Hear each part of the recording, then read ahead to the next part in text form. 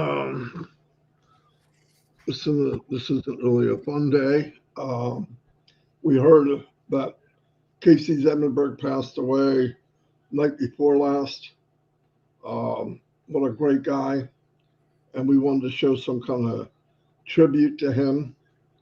And so we have a little video hooked to this of when we did shine the light. I'm so glad we did because he really didn't want to do it. Chris kept getting on him about doing it. So anyway, it's a sad thing. When I go to trivia, you expect to see certain faces, and if they're not there, it's always, oh, I wonder what's going on. But anyway, I'll turn it over to Chris, and then it'll move on to the remembrance part of the video. Go ahead, Chris. Yeah, I was shocked. Found this out through. I want to give a shout out to Tanya and Pass who contacted me. She said she thinks it's like a false post. I said, let me check. Found out he hasn't been on the show on trivia for the last couple of days. I said, can you give me the contact information of the person named Dave Johnson, which is like his best friend? Reached out to Dave. He was actually with his wife. He had confirmed it. Broke my heart, literally. And I don't want to think of sad thoughts right now, but I will say this is one thing that I totally enjoyed. I think we all did. And when we do our trivia, we were going through all kind of things with Zoom and Connect, and every time Casey would turn on his sound, there would be like if someone would talk, there'd be an echoing, and it was always coming from him. And I would always say, Casey, will you mute yourself, please? And he would get so flustered. It's not me, it's not me. And it was always funny because it turned into kind of a joke. Two of them, Harold and Casey, we'd say, Casey, Harold, mute yourself, will you, for crying out loud? And that was one of the short things. But I had communicated with Casey almost on a daily basis. He would send me fishing stuff. He would send me funny stories. He sent me a picture of his absolutely beautiful wife, and our condolences out to you. I know he had 3 kids, and he just was a good guy, and he was full of life. Things happen. We don't always understand why, but you will definitely be missed, Casey. You were a lot of fun. Not only did everyone know you, but no one's ever going to forget about you. The comments I'm seeing through social media about you are absolutely amazing. In the Omino group, we're kind of like our closest knit friends. We're all in shock because it was a hurt one, but we love you, Case, and we're going to do this because you were that kind of person that you would come into that you'd meet. I talked about before. There's people you meet in your life that absolutely change your life, make you smile, make you happy, and Casey Zevenberg was one of those individuals. I believe he was in his early 80s. I'm not 100% sure. I can't remember. But he didn't show it. And he had a pretty amazing life in his career and all that. We'll show that here in a second. But Casey Zevenberg, to all your family, we love you. We're always here for you no matter what, and you will never be forgotten, my brother. Marty? And one last time, Casey Zevenbergen. That was the highlight. That was the highlight of Casey's day when JJ, formerly known as Shorty, would come on and scream Casey Zevenbergen. You'll hear that in this clip. And if you looked at Casey's face, he lit up like a light bulb with the biggest smile you can believe. So, like I said, one of those things you just don't forget about a person, and he was just a great guy. Marty. Okay. Here we go.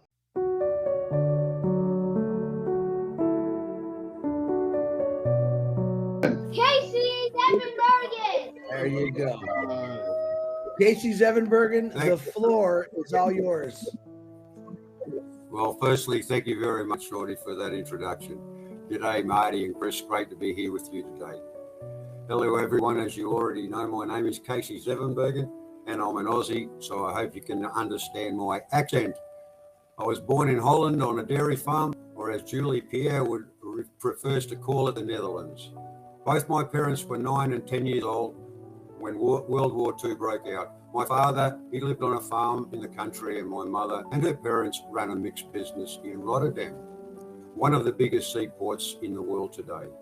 When I was 4 years old, back in 1958, giving my age away, my parents and one younger brother at the time immigrated to Australia by ship, which took 6 weeks, and we disembarked in Melbourne, the capital of the state of Victoria. My mother actually was a 100,000 Dutch migrant into Australia. We settled in the city of Geelong, about 40 miles southwest of Melbourne. My father was a mechanical engineer, and his first job was with the Ford Motor Company. He stayed there for a few years, not like 32 years that Chris Johnson has done. And then he joined a Dutch engineering company working in the Shell refinery on maintenance and construction work. We had a nice house built beside a river in a small, quiet, new area of Geelong.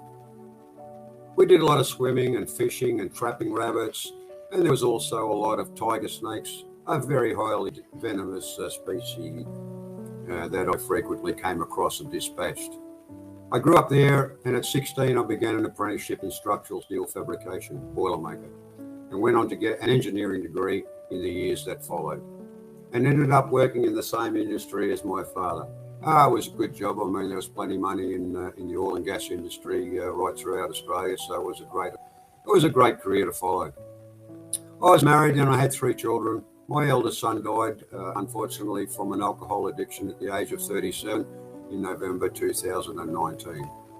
Unfortunately, you can give them good advice, but they don't always listen. We moved up to the Gold Coast in Queensland in 1994. As the actually, she got a university position up there, so I did a lot of contract work out of the Gold Coast, Brisbane, and throughout Australia. In mid-2007, I came to Thailand to get dental work done, as it's much cheaper than Australia. Stayed here 10 days. Also found out that, hey, most Australian dentists were having their crowns, except for me here in Thailand, and then, of course, charged exorbitant prices to their customers.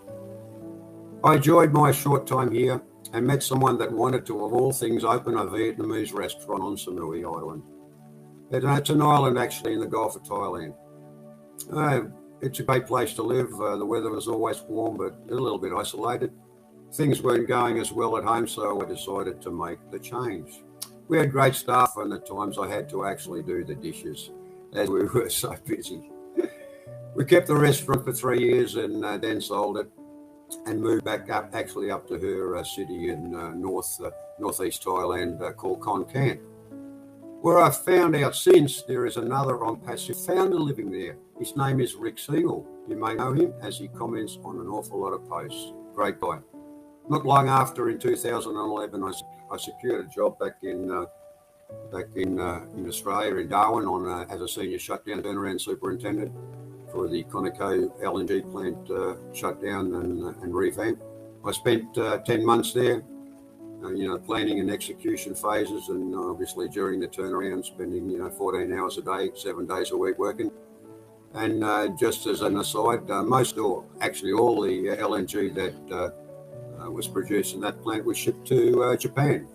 But for those who don't know, LNG is sort of stored at minus 256 degrees Fahrenheit or 160 C.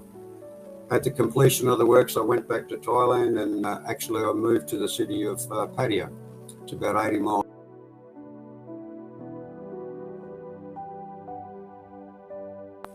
International fabrication work, is about 30, 45 minutes either south or north of here, so it was an ideal location to. And besides that, I had an awful lot of friends, associates, and they worked here. Some in the Middle East, but Thailand was a home. They would always come back for their R&R, maybe 4 weeks on, 4 weeks off, things like that. Excuse me. I was fortunate enough early after coming back here to secure a couple of fabrication positions here in Pattaya or close by. One was a major mining, iron ore mining project in Australia. Another project was of all things, another LNG plant for Impex in Darwin, Australia.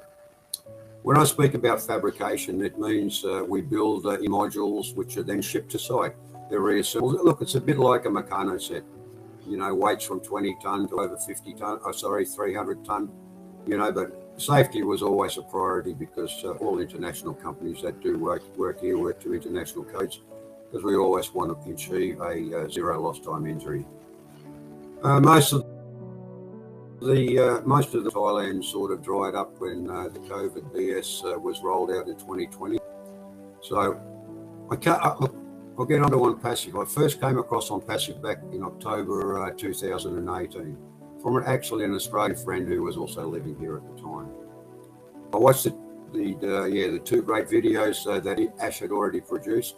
Unfortunately, in mid-November of 2018, I had an issue with my heart that required me to get to the hospital as soon as possible.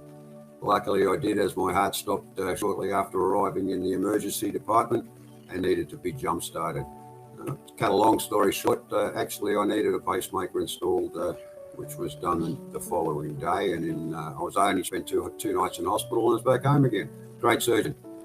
My OnPassive friend contacted me, not long after that. I looked at it carefully as for $97, as most people, everyone knows, and you know, this could actually be my retirement fund. So as a Christmas present, I purchased a GoFounder position in December 2018, about the same time that we got our first website. And I haven't looked back since. Not being a marketer, as most of you guys know, or ever being involved in MLM, I came in green. So this was a great opportunity to get into a totally new field. Early on was a bit slow, but it was interesting watching the numbers of GoFounders grow. Soon I came across the likes of Mr. Jeff Lee Morlock, Mike Ellis videos, which I enjoyed and actually learned a lot from. I came across not long after that was, of course, MARTY, Red, and of course, Chris Johnson's webinars, Julian Milo, Rob Lynn, Friday Night Live, and Let's O. And now on a daily basis, Omanu, where we have great fun playing trivia. So we actually need some more people to join us. Look, I may not say a lot, but I am 100% behind Mr. Ash Mafare and OnPassive, of course, as you all know. And I see a very bright future for all those that are true founding affiliates. And when the money starts coming in, I guess first I need to take care of myself and then start looking for worthwhile OBLS projects here in Thailand. To finish up, a big thank you for everything you're doing for us, Mr. Ash. And I'm looking forward to seeing and hoping that he comes on OP 360 in around about, I don't know, what is it? In about an hour and a half, nearly 2 hours. So I love you, brother. Thank you for everything, Ash. I think I've pretty much gone over my life.